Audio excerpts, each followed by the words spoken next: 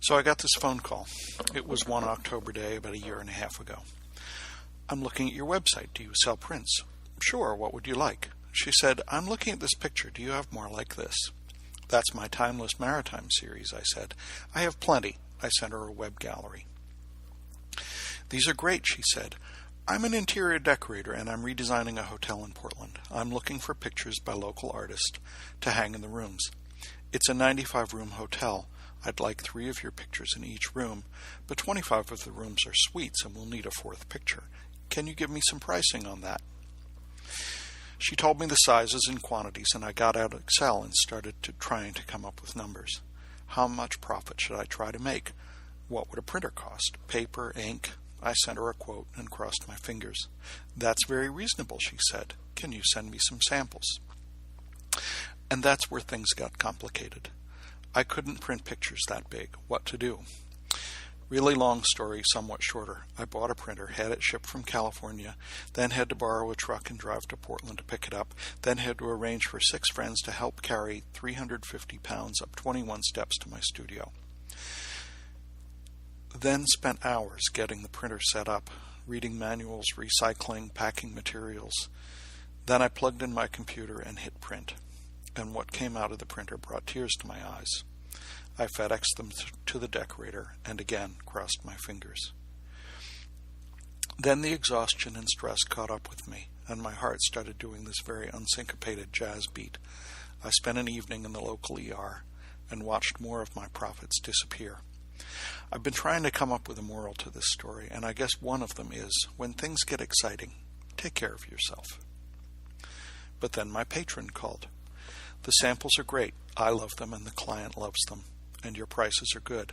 I have lots of other things I have to deal with, but I'll get back to you with an order." And then I waited. Every week or two I'd email with a pathetic, "I don't want to nag, but just wondering." She reassured me, but there was a very stressful 2 months before the order came. These pictures are mostly from my time on the schooner Mary Day, sailing out of Camden. I spend a week aboard every year giving photography pointers and doing slideshows for the guests, and I get some of my best pictures every year from that time aboard. If you can finagle a windjammer trip, do it. You'll probably get hooked. I know I did. I'm mostly a commercial photographer. I get hired to make products or houses or whatever pretty so that you'll buy them. I've tried to sell fine art prints over the years and have always found resistance. People think photography is easy, and they're right. But good photography is damn hard.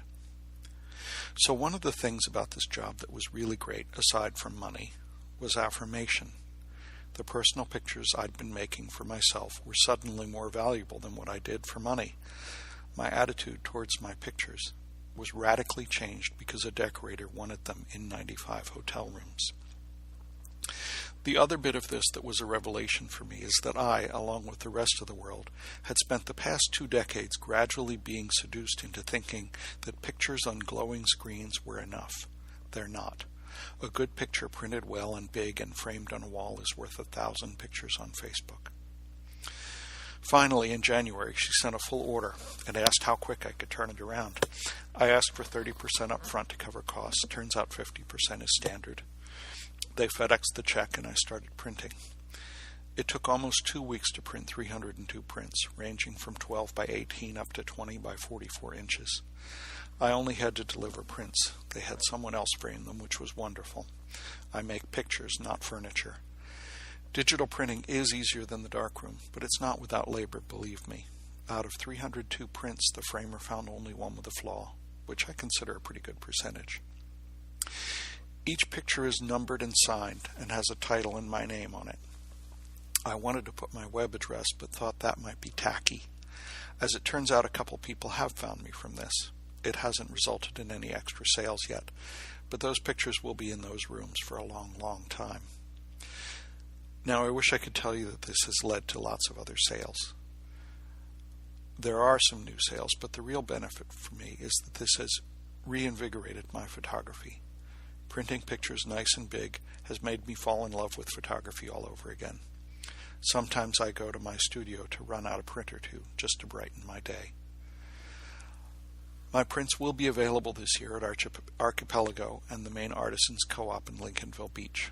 I've found that art galleries still have a resistance to photography, or maybe just my photography, and that's fine. I trust them to know their market. I'll work my way up.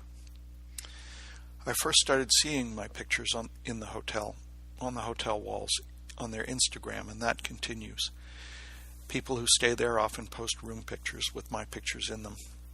I follow the hashtag for Portland Harbor Hotel and make sure and comment when I see my pictures on the wall. And in the fall, the Portland Harbor Hotel had a grand reopening, and I went to Portland to see it. I've never seen so much shrimp and champagne. The textile pieces here are by Angela Adams. If you know her, that's pretty good company to be in. If you don't know her, look her up. Pricing this job was tough. I didn't want to give too good a deal, but I didn't want to gouge them. I wanted both of us to be happy with the dollar figures, and I think we were. Yes, I gave them a wholesale deal, but if I hadn't, they might have balked. And I made plenty, honest. I think the moral of my story is, follow your bliss, but learn how to work a spreadsheet. Trust that the things that make your heart sing will enrich others' lives too. And don't be afraid to ask for real money for doing it. You're worth it. Thank you.